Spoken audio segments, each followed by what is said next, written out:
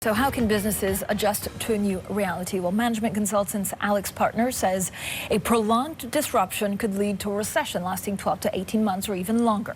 They stress the need for enhanced business resilience and flexibility, and also warn that disruption, as usual, is likely to be the name of the game for the next few months. Well, I'm delighted to be joined now by Stefano Aversa. He's Global Vice Chair at AlixPartners. And Stefano, you're a bit of an expert when it comes to turning around companies. How ugly will this turnaround season be? How many companies will be on the brink of bankruptcy? Well, this is an acute crisis, even if it could be shorter than other crises in the past, but it's very acute. There are some sectors that are particularly hit by it. Obviously, energy, they have a double hit from the price of oil, but also by the fact that the consumption of oil has been dropping to unprecedented levels. Certainly, the other sector particularly hit is leisure, travel, entertainment, and in general, the hospitality. And it will take a bit of time before they will get back to normal. So in the meantime, there will be, and there has been a lot of liquidity crisis, and all companies have been looking at filling their balance sheet with new loans, new bilaterals, and throwing all the debt that they could. Automotive also has been suffering a lot, and we have seen also in that sector significant debt accumulating. But and lastly, I would mention the retail, particularly the non-grocery, non-food retail. Now, all these sectors have been moving very quickly in filling up their liquidity and avoiding the short-term crisis, but some had to go into bankruptcy, and some will if the crisis will persist through the end of the year. Certainly, there would be a very significant use of protection to weather the crisis, the storm. Stefano, you mentioned a lot liquidity crisis. Are we going to see a solvency crisis in a lot of cases? Yeah, inevitably there would be also some of it, or at least there would be the use of protection to make sure that the crisis will be weathered and will be solved through also some reduction of liabilities. And I'm referring, for example, in retail, referring to the leases. I'm referring to some of the commitments that need to be either forgot or reduced. There are also some sectors that are profiting from it. Clearly, there are some parts of healthcare.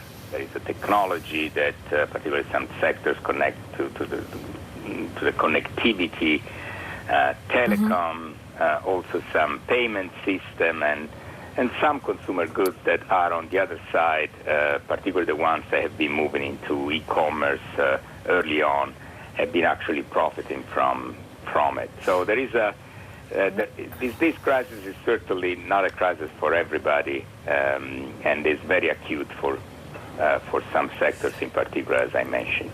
So, Stefano, first of all, you have a lot of government support in terms of schemes and loans, and I don't know whether you think that will prop up companies. Is there a danger that even healthy companies actually go bust, or is it something that's just been brought on by the crisis?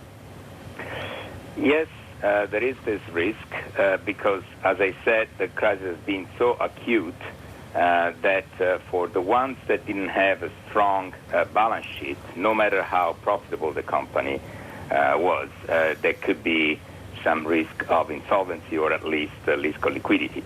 Now, the good news is that compared to 2008, companies and I would say that also banks are entering into the crisis with a much better balance sheet. At the same time, the government are entering into this crisis with a worse balance sheet because of that crisis. So what is certain is that at the end of the crisis, both governments and companies will have more debt. Would be that sustainable for everybody? Certainly not. That will increase the risk of defaults, which will be concentrated in certain areas, in certain sectors.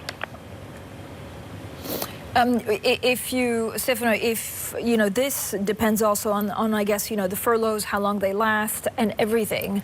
Is September too short a time frame? Let's focus on the UK assets. Do you worry that without an extension from the government of some of the health that the companies receive, that we're in dangerous territory?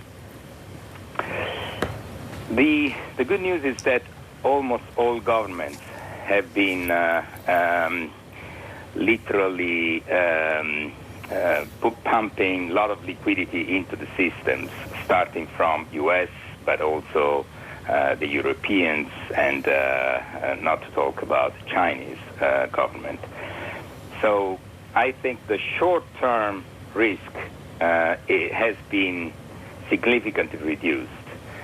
Now, it's very hard for everybody to forecast to what extent and to what and when exactly the crisis would be considered basically solved. But it is realistic when you see the recovery both in terms of production. If you look at China, is remarkable, and Asia in general actually is remarkable how the recovery has been fast.